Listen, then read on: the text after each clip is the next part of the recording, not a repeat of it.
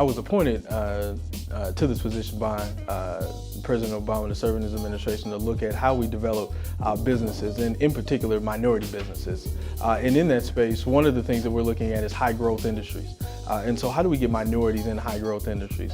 And being from Chicago, understanding what BLUE1647 has not only meant to individuals, but to the community, and then in a broader context to our nation's economy.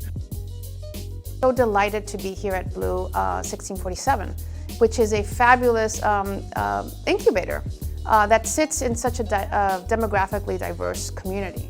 And as the Department of Commerce, we are the data and innovation agency of the federal government. We produce a lot of data, as well as we encourage and seed a lot of the innovation that's happening throughout the country. So for me, it's particularly delightful to be here to share with you what's happening at the department, but more importantly, to hear from you in terms of what's happening, what do we need more support on in order to really scale minority inventors and entrepreneurs. It's not by accident that we came to host this event at BLUE1647, because we really believe that they're setting the national platform for people that are involved in STEM-related industries.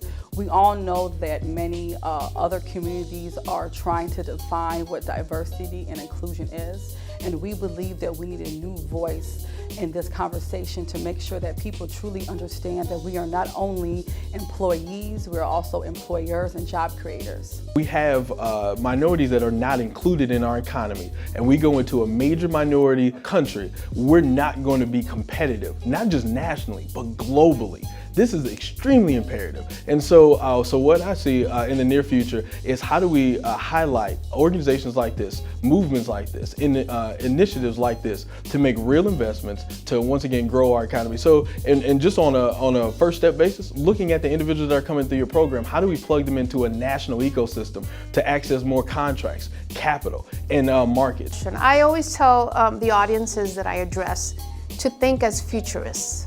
I love kind of sci-fi movies and things like that, because I really think that we need to position ourselves to be able to look much longer term.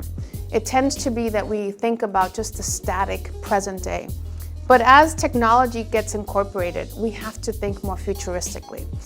And we must begin to ask ourselves, why are we not seeing that investment in our communities?